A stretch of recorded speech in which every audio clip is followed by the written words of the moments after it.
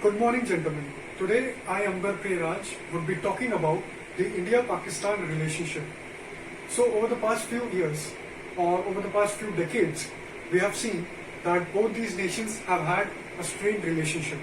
And it dates back to the partition of British India into two nations, namely India and Pakistan. We all know and we all are concerned that the partition was full of bloodshed, and both these nations share cultural and linguistic ties, and also there are several antecedents and linkages between both these nations. Now let's talk about what exactly are the converging interests and the diverging interests between both these nations. So firstly, we will talk about what are the diverging interests.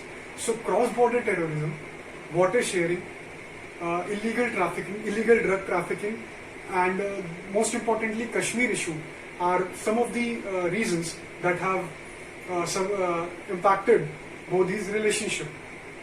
Now let's get into the topic one by one. So number one is cross-border terrorism and drug trafficking. Pakistan-sponsored proxy wars are one of the main reasons behind the strained relationship between both these nations. Talking about India's perspective, then over the few years, India has witnessed several attacks over its territory. It dates back to 1999, and then onwards, in 2001, the attack on the Parliament of India, and then forwarded to 2009, the Samjhauta Express blasts, and then in 2014, the Uri attack, followed by the infamous Pulwama attack in 2019. These are all conducted by and promoted by the proxy wars that was promoted by Pakistan.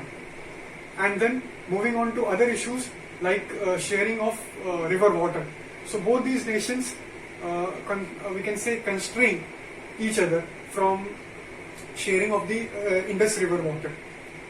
And next reason could be traced to the Sar Creek issue and the Siachen Glacier issue.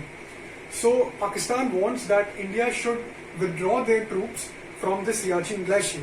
Talking about Sar Creek issue, so firstly we will look at what is Sar Creek.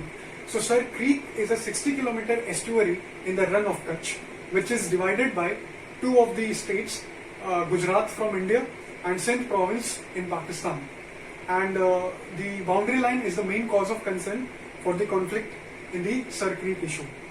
Now, there has been several conflicts between both these nations, like the 65 war of India-Pakistan, followed by 71 war that was fought on the pretext of the liberation war of Bangladesh, in which Bangladesh as a new nation was carved out from the erstwhile East Pakistan, and then forwarded to the 1999 Kargil war and the 2019 Pulwama attacks. So this has been the constant engagements between both these nations. Moving on to the need of the hour. So currently the need of the hour is that we should engage in soft and hard power diplomacy coupled with international diplomacy. This could be the only reason to solve and reset our relations. And secondly, people to people ties, because India and Pakistan both share cultural and linguistic ties. So I think, in my opinion, linguistic ties and people to people contact, such as talks on hockey and cricket, could help majorly in providing a boost to the relationship between both these nations.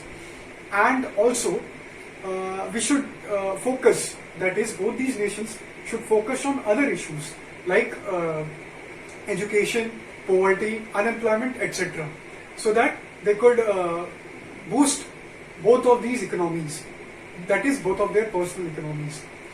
And moving on, I would like to say that if Pakistan does not stop its proxy wars and constant threats to India and the political instability which has been a major threat to India, then of course India will be accustomed to take actions.